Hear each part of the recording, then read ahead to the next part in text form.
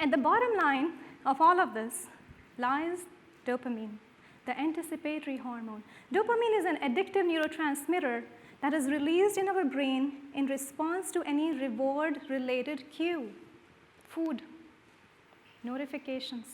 Every time there is a notification on our phone, the dopamine in our brain is spiking. We are getting hit by dopamine. It causes craving. Our automatic robotic response is to reach for the device, and we find a reward in the device in the form of a new email, a new post, a new like, a new comment, a new message. Our brain associates each of this reward with the cue. We are looking forward to the next cue. With each cue, we are looking for the next reward. With each reward, we are looking for the next cue.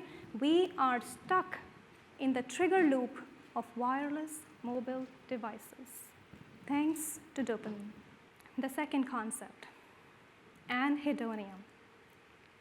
Anhedonia is our reduced capacity to experience pleasure. Reduced capacity to experience pleasure, and it is very unfortunate that the evidence for anhedonia comes from a study in adolescents.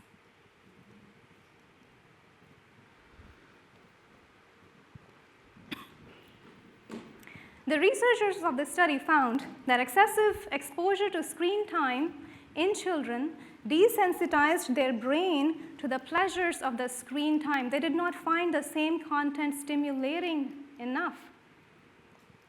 Where else would these children or adolescents turn to get the same level of pleasure? That's where the risk for substance use, drug addiction, and porn comes in.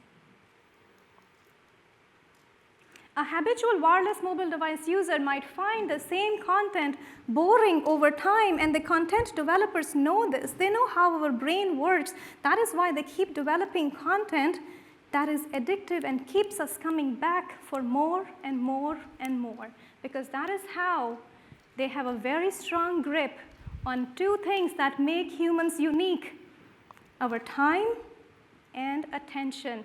And trust me, they have auctioned our time and attention for a very high price. Every time we click on something, somebody else in another part of the world is getting rich.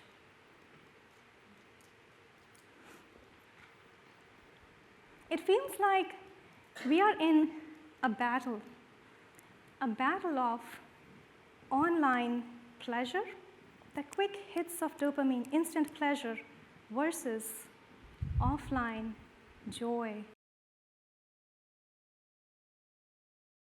We only have 24 hours in a day.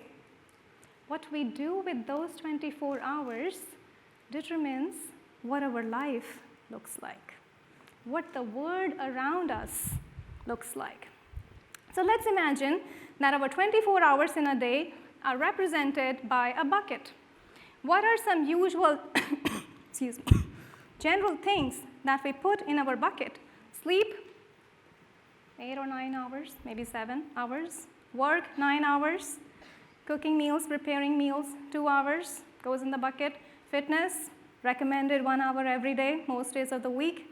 Household chores, 1 to 2 hours. Hobby, if we still have 1 hour. Driving to work, from work, driving to a grocery store, back home, unloading groceries, social, talking to friends, 1 hour. That's it, 24 hours. An average American spends about 3 hours of screen time outside of office and schoolwork. Now imagine if we were to squeeze in those extra 3 hours in that bucket. What happens to that bucket? The day didn't become 20. How bad is it? What is the magnitude of the problem? So I'm going to throw out some data at you in quick succession, and I promise this is the only nerdy slide, okay? By year 2030, nearly 1 in 2 adults will have obesity. Spending more than 2 to 3 hours per day of screen-based leisure time doubles the odds of overweight. National Sleep Foundation conducted a Sleep in America poll where they found that 9 out of 10 Americans use a technological device in the hour before bed. The more interactive the device is, the harder it is to fall asleep. And they also found that Americans feel sleepy 3 days a week, and it impacts their daily mood, activity, and productivity. Screen time more than 2 hours per day was associated with higher odds of anxiety and depression. National Center for Health Statistics noted a 30% increase in rate of death by suicide between the years 2000 and 2016, and social media had a huge role to play in that.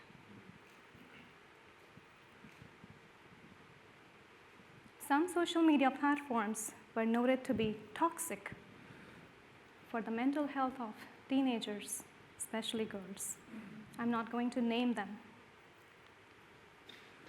Driver distraction was a cause for 70% crashes in the US in a recent year.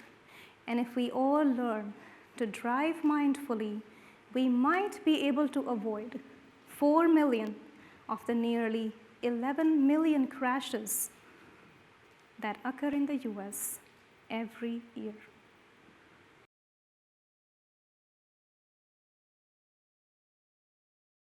Tool number 1, from escape, displace, to engage, replace.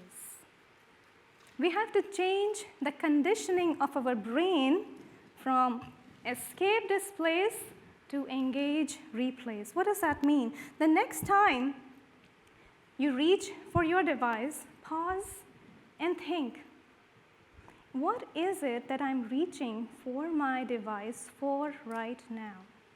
Is there a specific task that I need to accomplish with that device? Or am I picking it up just to escape from something, to avoid a situation, boredom, exercise, stress, sleep? Let that sink in for a little bit. Rid yourself of judgment. Put the device back down.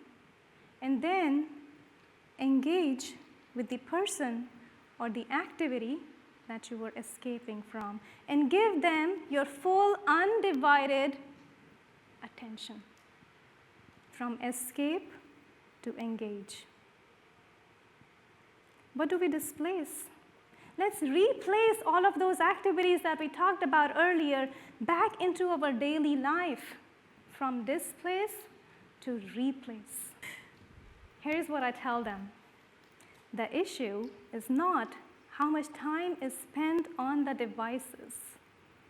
The issue is what else could have happened during that time. What are the possibilities during that time? Tool number 2, break the trigger loop. Tara talked about trigger loop, the almighty trigger loop. What is the trigger loop? The trigger loop begins with the cue, the notification on the device that sends the dopamine in our brain shooting high up, makes us reach for our device, our automatic subconscious response. We find a reward in the device, and we're looking for the next cue, the trigger loop. Reward leads to cue, cue leads to reward. Now things have come to this point when even if there is no notification on our WND, we still want to check just in case we missed something, right? FOMO, the fear of missing out. And we incessantly keep refreshing. We feel sad. Nobody has texted us for the last 15 minutes. Is my internet working? Do I have data? And then we go into our email, and invariably we will find an email because of all the marketing and the junk. And then we find an email, and our brain tells us, see, there was a reward waiting for you. You should have checked sooner. It reinforces the trigger loop. How do we break the trigger loop? There are 4 steps to trigger loop, so there have to be 4 steps to break the trigger loop. Step number 1, delete the cue. Step number 2, curb the craving. Step number 3, weaken the response. And step number 4, dull the reward. How do we do that?